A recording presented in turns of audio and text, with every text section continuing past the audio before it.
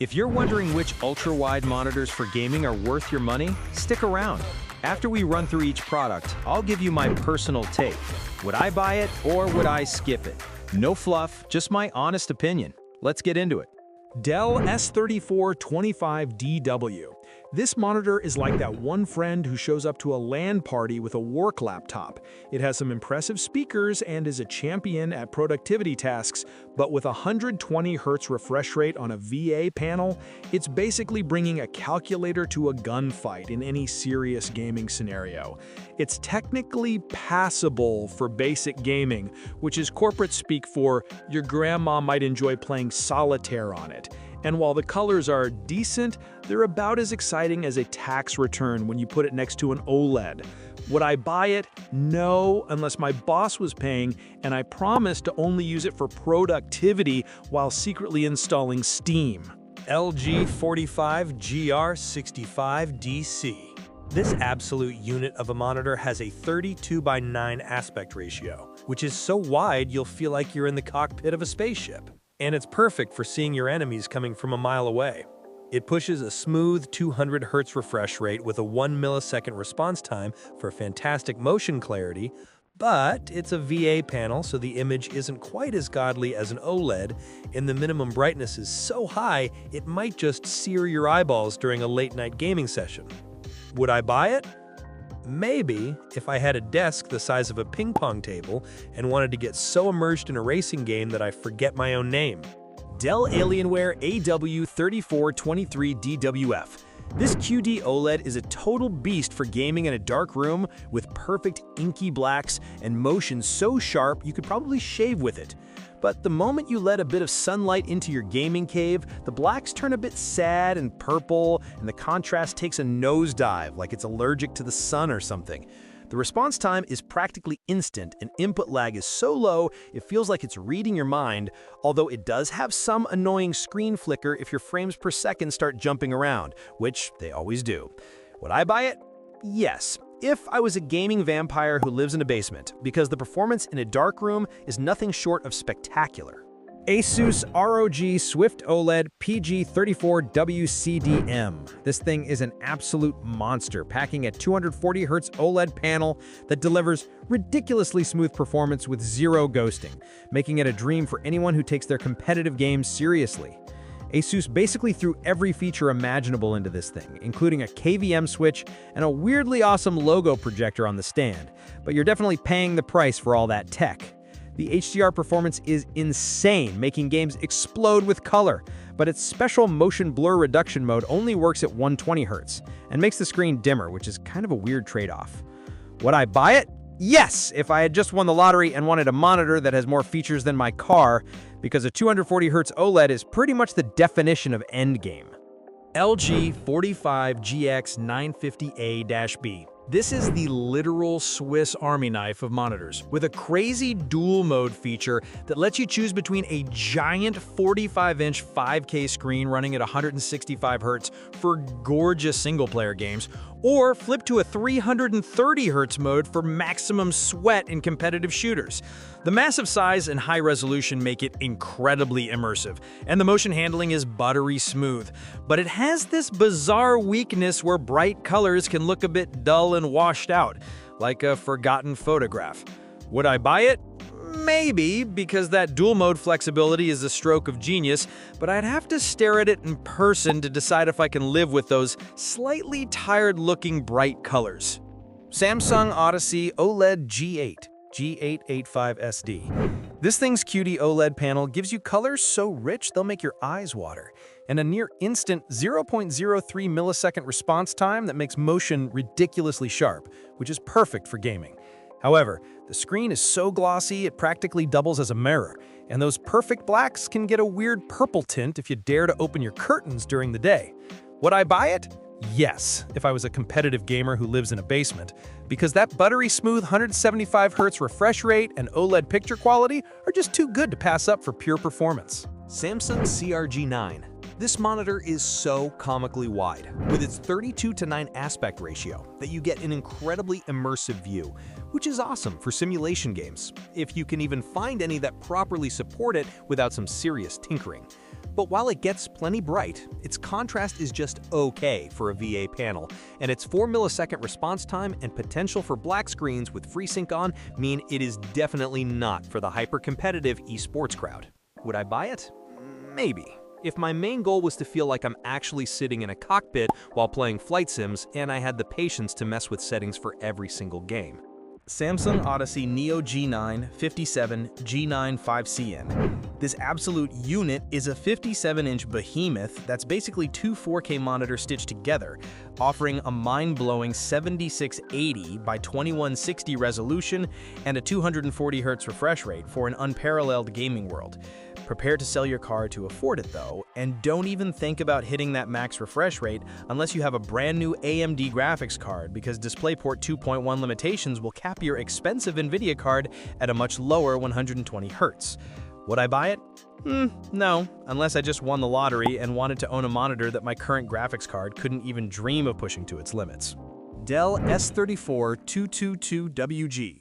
The S34-222WG is a true champion for gamers on a budget, delivering a smooth 144 Hz refresh rate and deep popping colors thanks to its high contrast VA panel that makes dark games look fantastic. It's a bit of a blurry mess in fast moving scenes though, and the viewing angles are so bad that your friends won't be able to watch you play unless they're sitting directly on your lap. Would I buy it? Yes, this is an absolute steal for the price, giving you a seriously immersive ultra-wide gaming experience without requiring you to take out a second mortgage. AOC CU34G2X. This monitor is another fantastic value option that offers an immersive 144 Hz gaming experience with vivid colors and crisp details that make it feel way more expensive than it is. Don't get too excited about the high dynamic range though, because it looks barely different from the standard mode. And you might notice some annoying ghosting of dark objects in fast-paced games, which can be a real drag. Would I buy it? Maybe, if I wanted a great all-arounder for cheap and could live with the minor ghosting issues in darker game scenes. MSI 491QCPX. This 49-inch monster gives you an incredibly immersive experience in games that actually support a 32:9 aspect ratio. With its quantum dot organic light emitting diode panel and buttery smooth 240 Hz refresh rate, making titles like Cyberpunk 2077 a joy to play. For everything else though, you get a stretched, disorienting mess that feels like it's actively trying to give you a headache, which for the price is a pretty expensive way to get dizzy. Would I buy it? Maybe, if I swore a blood oath to only play racing games and the 4 other titles that support this ridiculous aspect ratio natively. Lenovo Legion R45W30. Lenovo's 44.5-inch long boy gives you a massive amount of screen for a decent price, and with the 170 Hz refresh rate and FreeSync Premium Pro, it's not a complete slouch in the gaming department. The problem is the colors are so washed out and the resolution so soft for its size, it feels more like an Excel spreadsheet champion than a gaming god. It's all width and no wow. Would I buy it? No, because while it's a good value, other monitors at this price don't make my games look like they've been left out in the sun for too long. Corsair Xenion Flex 45 WQHD 240. This thing is a party trick you can put on your desk. A bendable, organic, light-emitting diode screen that goes from perfectly flat to a super aggressive 800 R curve, all while pushing a speedy 240 Hz refresh rate for a premium gaming feel. Unfortunately, for a monitor that costs a small fortune, the pixel density is just sad, and its high dynamic range color can be a little wonky, making this a very expensive way to look at a slightly fuzzy, off-color picture. Would I buy it? No, because I'm not paying a you-can-bend-it tax for a screen that's otherwise outperformed by cheaper, non-bendy rivals. Philips Evnia 49 M2C8900. This absolute unit of a monitor packs a stunning 49-inch 5K quantum dot organic light-emitting diode display with a 240 Hz refresh rate. And it even has surprisingly killer built-in audio and a freaking remote. It's an addictive gaming monitor, but you'll need a desk the size of an aircraft carrier to hold it. And its high dynamic range sometimes crushes shadow detail like it's hiding something. Would I buy it? Yes, because a screen this gorgeous and fast, with speakers that don't sound like angry bees in a can, is a rare beast worth making space for. Dell Alienware AW3425DW. This Alienware delivers a beautiful and responsive gaming experience with its 240Hz quantum dot organic light emitting diode panel, and it's even cheaper than the model it replaces. However, Dell must have had a brain fart because it has no headphone jack or speakers, and the screen has this annoying flicker in dark scenes and can make blacks look purple if you have a lamp on. Would I buy it? Yes, because the gaming performance is so good for the money, I'm willing to forgive its weird quirks, but I'm still mad about that headphone jack. LG 34GS95QE-B. This monitor's 240Hz OLED panel gives you motion clarity so smooth it feels like cheating, but the aggressive 800R curve is like getting a constant hug from your screen, which can make spreadsheets look like they're melting. You get perfect inky blacks for amazing contrast, but then it hits you with some noticeable screen flicker when your frame rates drop in dark scenes, which is just a fantastic surprise party for your eyeballs. Would I buy it? Yes, if my gaming PC is beefy enough to keep those frame rates high and steady, because that OLED smoothness is addictive. LG 34GP83A-B. You get a super responsive experience with 160Hz refresh rate and compatibility with both G-Sync and FreeSync, all without having to sell a kidney. The downside is its low contrast ratio. Turns blacks into a murky gray, making dark game scenes look like they've been through the wash one too many times.